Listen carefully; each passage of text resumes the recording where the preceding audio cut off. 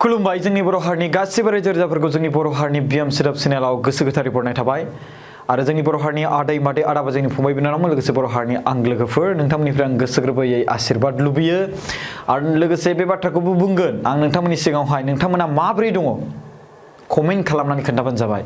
जुदि आरो कमेन्टनि दारै नोंथांमोना सोङो आंनियावहाय माबोरै दङ होननानै आं बुंगोन आंनि गेजेराव दङ रायजो राजाफोर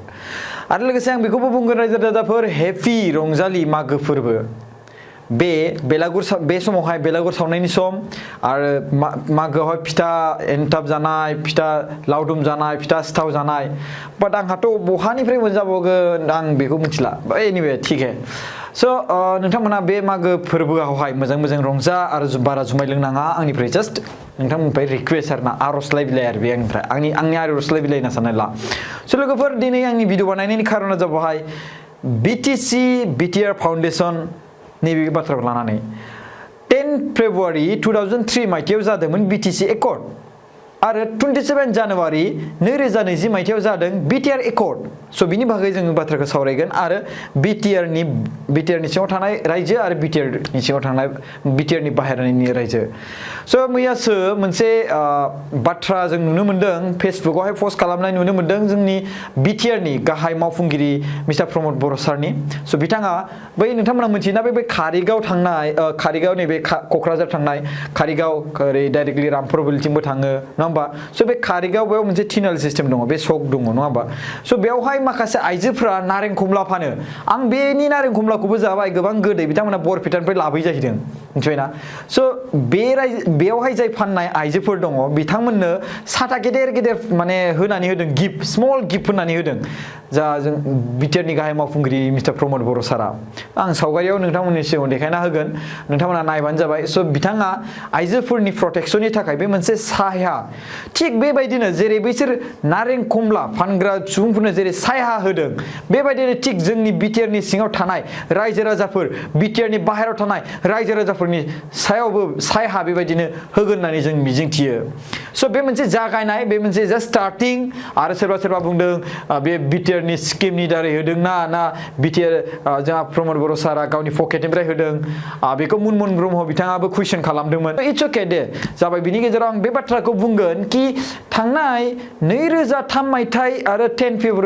फेब्रुवारियाव जादोंमोन बिटिसि एकर्ड बे समनिफ्रायनो 10 फेब्रुवारियावहाय बिटिसि फाउन्डेसन डे फालिनाय जायो बाट देग्लायनिया मा जाहैदों कि 2020 मायथाइनि 27 जानुवारियाव जाय बिटिआर एकर्ड जादोंमोन देग्लायहाय 24 जानुवारियावनो प्रग्रामखौ लादों बिकज आं नोंथांमोननि सायाव खोन्थानि जोंहा इउनियन हम मिनिस्टारा माने अमित शाह बिथाङा आलासि महरै फैगोन 27 जानुवारियावहाय टाइम सोलाबनाय नङा जायनि जाहोनाव बिथांमोनहा 24आवनो लादों आरो लोगोसे बे बाथ्राखौबो खोन्थानो सानदों दायो एमएलए इलेक्सननि गोबां एखेबारे केम्पेनिंनि गोबां सोलिगासिनो दं रायजो राजाफोर गोबां सोलिगासिनो दङ जायनि जाहोनाव नैबे जोंनि अमित शाह साराबो नैबेयावहाय आसामावहाय बे बिटिआरनि एकर्डनि फाउन्डेसन डेआव फैनायजों लोगोसे बिथांमोनहा बे केम्पेनिंआव फैगोन अमित शाह सार फैनायनि सिगां 23 जानुवारियावहाय सिगांग्रो फैग्रोगोन जोंहा prime minister of India Narendra Modi बिथाङा आरो बिथाङाबो जुदि गोसो जायोब्ला हरसे थानानै बिथाङा 24आवहाय बे प्रग्रामाव गालांनो हागोन एक्चुअलि नोंथांमोना कुइसन मोनसे सोंनो हागौ बेयावहाय आरो कुइसन दंबावसो आरो नैबे कुइसन मोनसे थानो हागौ नोंथांमोननियावहाय जे बिटिआरनि एकर्डआथ' 27 जानुवारियाव जादोंमोन नाथाय 24आव बोरैहाय प्रग्राम खालामखो स' बेनो खोथाया आलासिया माने जाय मानसिखौ जाय आलासि महरै जायखौ चिफ गेस्ट हिसाबै लेंहरनो नागिरदोंमोन बे मानसिया 24आवसो माने मा होनोमोनलाय मिलायगोन आरो माने नरेन्द्र मदि सारमोनहाबो गासिबो बिदि आरोना स' बेनिखायनो 24निफ्राय 27सिम प्रग्रामखौ जागोन होननाय बे बाथ्राखौ खोनानो मोन्दों रायजो राजाफोर दा 24आवहाय अमित शाह फैगोन बिनिफ्रायनो फिसा फिनलु बेबायदिनो प्रग्राम जाय 27सिम जागोन जाहैदों आरोना बे बाथ्राखौ आं खोनानो मोन्दों आरो बिनि गेजेरावहाय बे बाथ्राखौ लानानै माखासे कुइसन आरो सोंबावदों माखासे सुबुंफ्रा जे 10 फेब्रुवारियावहाय जेब्ला बिटिसि फाउन्डेसन डेखौ फालियोमोन थिग बेबायदि समावहाय बिटिसिनि बायजोआव थानाय रायजो राजाफोरखौ लेंहरोमोन देग्लायनि समावहाय माबायदि जागोन खोथाया देग्लाय बिटिसिनि बायजोआव थानाय रायजो राजाफोरखौ लेंहरगोन ना ट्रेन हरोमोन बास हरोमोन लेंहरगोन ना नैबेबायदि कुइसन ओंखारदों आरोना